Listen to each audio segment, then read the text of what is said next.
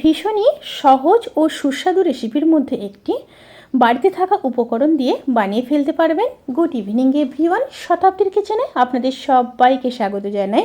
আজকের রেসিপি মসুর ডাল দিয়ে কাঁকরোল ফ্রাই। রেসিপিটি গরম ভাতে কিংবা ইভিনিংয়ে চায়ের সাথে অসাধারণ লাগে, অবশ্যই ট্রাই করবেন। তাহলে চলুন শুরু করা যাক আজকের এই সহজ এবং সুস্বাদু রেসিপি। প্রথমে কড়াইতে জল দিয়ে দিয়েছি, জলের মধ্যে সামান্য লবণ দিয়ে দেব। লবণ দিয়ে কাঁকরোলগুলোকে প্রায় 80% সেদ্ধ করে নেব। এই হলো কাঁকরোল। কাঁকরোলগুলোকে এইভাবে গোল গোল করে কেটে নিয়েছি। এখানে আমি 3টি কাঁকরোল ব্যবহার করেছি। এবার কাঁকরোলগুলোকে 80% সেদ্ধ করে নিয়ে তারপর ফিরে আসছি।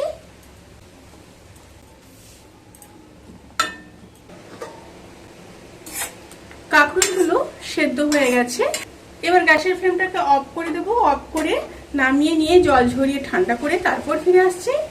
এবার একটা মিক্সিং বোল নিয়ে নেব। বোলের মধ্যে 1 ঘন্টা ভিজিয়ে জল ঝরিয়ে নেওয়া মসুর ডাল দিয়ে দেব। মসুর ডাল আছে 100 গ্রাম।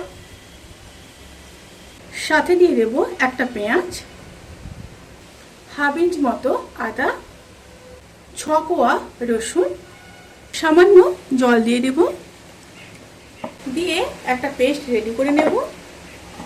পেস্ট করে রাখা ডাল দিয়ে দেব। সাথে দিয়ে দেব হাফ চামচ কালো জিরে, পরিমাণ মতো লবণ, হাফ চামচ লঙ্কার গুঁড়ো, হাফ চামচ হলুদ গুঁড়ো, একটা কাঁচা লঙ্কা।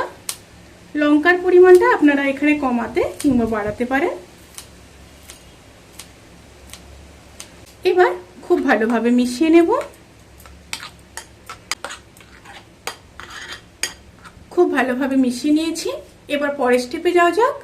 এবার কড়াইতে সর্ষের তেল দিয়ে দেব। তেলটা গরম হয়ে গেলে কাঁকরোলকে এইভাবে মসুর ডালের ব্যাটারের মধ্যে ডুবিয়ে তেলে ছেড়ে দেব। এইভাবে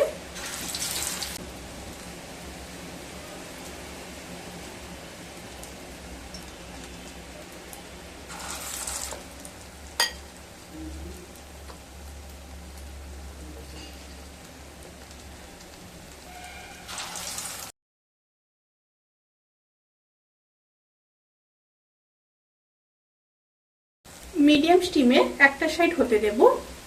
এবার উল্টে দেব।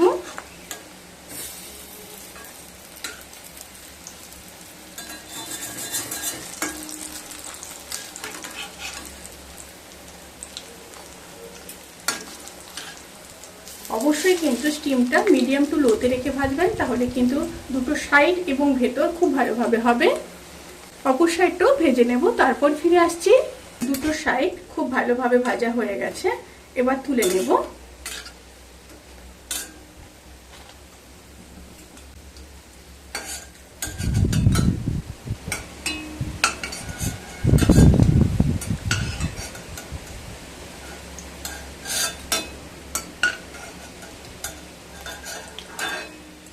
এই একইভাবে সমস্ত কাঁকরোলগুলোকে ভেজে নেব।